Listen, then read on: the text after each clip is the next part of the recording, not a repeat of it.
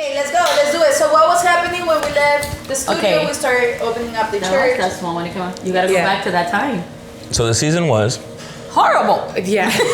It wasn't comfortable. I think that's what it was. It was a lot of stretching in that time. And I felt very insecure as a worship leader. Because I had been worshiping in the studio for 6 months with no people.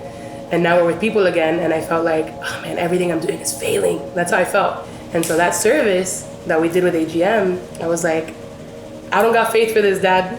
I don't got faith to be singing this song right now. And we were actually not going to sing this song.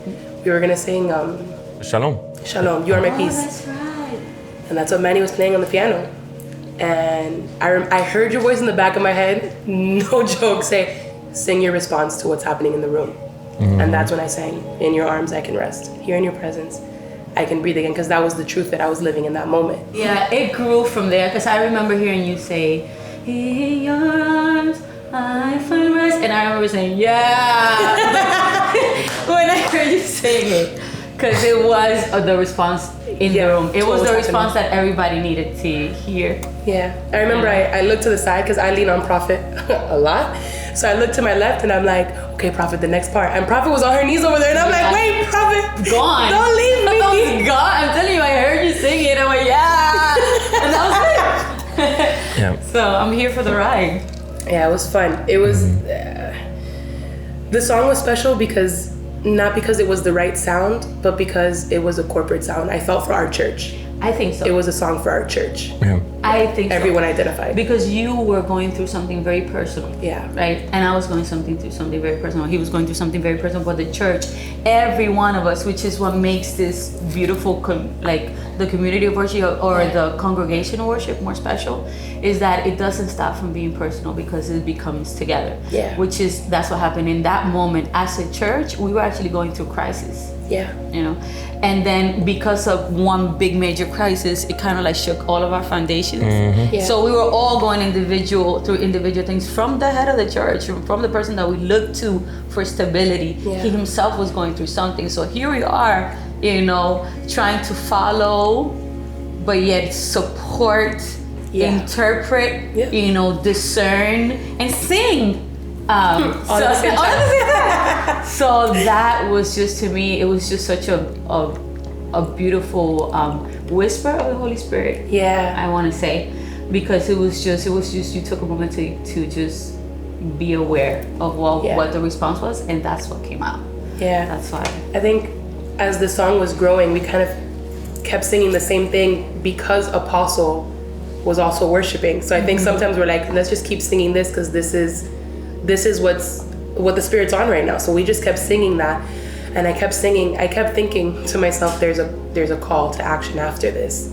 And the original lyric, unknown to a lot of people, is I'm breathing now, because that's what I felt after that declaration of like, here in your arms I can rest, here in your presence I can breathe again. It's the now I'm breathing now. But we heard different things, because I was singing now and you were singing in. And then we got off the altar and Prophet Mel goes, oh, I was singing I'm breathing in. And I'm like, that's better. Let's keep that. Let's do that. So we started singing I'm breathing in. And that moment to me, I remember I threw my phone. I think I almost hit Pastor CEO in the shin because she was on the altar. Just chucked my phone. Because in that moment, nothing mattered anymore. It didn't matter if I recorded it. It didn't matter if I wrote it down. It didn't matter. Like, nothing in that moment mattered. For me, it was a moment of eternity inside of our temple, for me. And then I put the song to sleep for a while. I stopped singing it. I stopped thinking about it, because for me, it was a song of the moment on the altar. And nothing's ever gonna happen to this song. This song is just gonna stay on the altar, and we'll sing it every now and then, and it'll be cool. And one day, I was really sad. I was going through a really sad time. And I was on my piano, and I was like, I'm just gonna play with this song. And I started singing the pre-chorus, the second pre-chorus, the I'm desperate to see it, the mystery, past the clouds has surrounded your throne. Because that didn't come out the day of inspiration. It didn't. I guess that's it didn't. That part, so I was rewatching that service, and Apostle was making it so clear that in heaven, around the throne of God, there's these clouds that are covering it. And our desire in his presence is to be close enough to see him past those clouds. Now you were that was from a preaching that you were listening to, something that you were receiving at the moment? It was from the preaching of that day. I went back and rewatched that preaching because that day Apostle was preaching about remaining in the presence. That was his topic that day. And which kind of like, I don't want to interrupt, I don't want to interrupt your flow, but I think that was the sentiment. Yeah. That was the revelation that got us through all of that. And I remember the first time that we went back, one of the first services that we went back, me, myself, and I got hit with like this joy of laughter that it was nonstop. And I remember the services, how I don't even know how to describe it, the presence of God, the way it was, how thick it was the first time we came back from everything that happened. So I remember that was it, that was God saying, I'm with you, and this is a sign that I'm with you. So that's the revelation that I remember, that he goes, you know what, I'm gonna have to like tell our congregation, this is happening, this is the world is getting shaken, right? But this is what God is saying, my presence. And that's what's keeping us. So that's what brought you to then kind of continue to go. And then you just kept on kind of like just digging at it, because I wrote the song a month later. The pre-chorus didn't get written until a whole month later, when I needed a song to pray to, and I'm like, this is the song that's in my heart, and I only have these two parts, so I'm gonna finish writing it. And I started singing that pre-chorus. I'm an amateur at the piano, so I had these lame chords going for them. That's enough. And I was just like, you know what?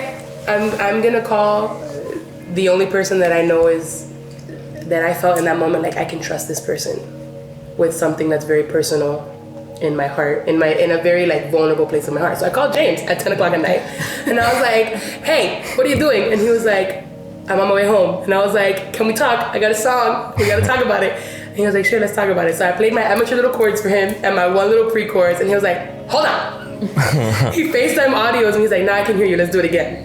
And the song wouldn't be a song without James, because he brought the story to what my heart couldn't express. Yeah. Originally, all I had was, because Apostle kept emphasizing living outside of the presence of God is a death sentence. Like, it is a sentence that we are not meant to carry or live with. And that struck me so much that I was like, I need to talk about this life sentence of unfulfillment that we would have without Jesus and without his presence. And that's when he was like, we got to reframe this. Yeah. And like, I wanted to say it, but to keep the message of hope because of sin and everything that we've been pulled apart from God, but that's the story of Jesus. He brings us close again. So, and not just close, but as close as he had wanted from the beginning. And then that's why I told her, I was like, you remember this verse? And she's like, what verse? I'm like, Adam walked with God in the cool of the day. So when I found an opportunity to use that verse in a song, I was like, this song is awesome, and this is a song to do it. I've been looking for years to find those words. I was messing around with the chords, and I was like, how about something like this? And I was like, you planted a garden with the intention of spending eternity with me, right? And then I'm desperate to see it, to feel it, the nearness, to walk with you in the cool of the day. Won't you bring me? I was like, that's it. I don't care what happens next. This is my favorite song right now. Yeah. But that whole intention, that purposefulness that you took to it gave the song the life that, like, it gave it what it really needed, because now with that context, within that context and within that story, and the story essentially of God's invitation or God's just desire to be with us. Yeah. Because this whole, message of salvation is because he wants to be with us. Yeah. And he wants to be with us and walk with us in the cool of the day. So that in itself, it gives the rest and the awareness that I'm breathing in because I'm with him. That's the best context that it could be given. I think at the end of the day, I think breathing in it means something different to every person that listens to it. I don't think it has this is the theme or this is the general direction of the song, but I think at the bottom line of breathing in, it's a hope. It's a hope in knowing that he is as close to you as the next time you inhale. That's how close he is. And in the seasons where he feels really distant and where you can't see him and when you can't see in front of you, the Bible says that he's the lamp unto your feet and that he guides you in every step. So for me, every step I take is it's the same. It's in sync with every breath that I take. So every time I breathe in, I have this knowledge of I can be aware of Jesus right now because he crossed the divide for me, because he bridged the gap between me and the Father. I can close my eyes, and even when I feel like everything around me is crumbling, I can breathe in and know that he is there. And he wants to be with me more than I want to be with him. That's how the Father is. He's so desperate to be with us. And his desperation calls, deep calls on to deep. His desperation to be with me makes me desperate to be with him. And now we're in this space of just being close and of not having to worry about the pressure of this world. Because I think on the altar I used to struggle a lot with like anxiety and fear and pressure. And this song came out, and now I'm reminded every time we sing this song of there is no pressure. There is no pressure because there's no pressure in his presence. Jesus took all the pressure. To have the awareness, to have this revelation, and sync it to an experience through this beautiful little worship song that just came out, because of something that you guys kind of like went after.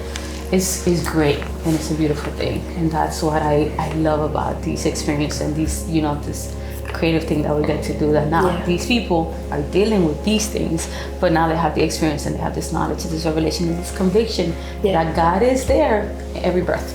Yeah. I love this. Awesome. I love it. Good job.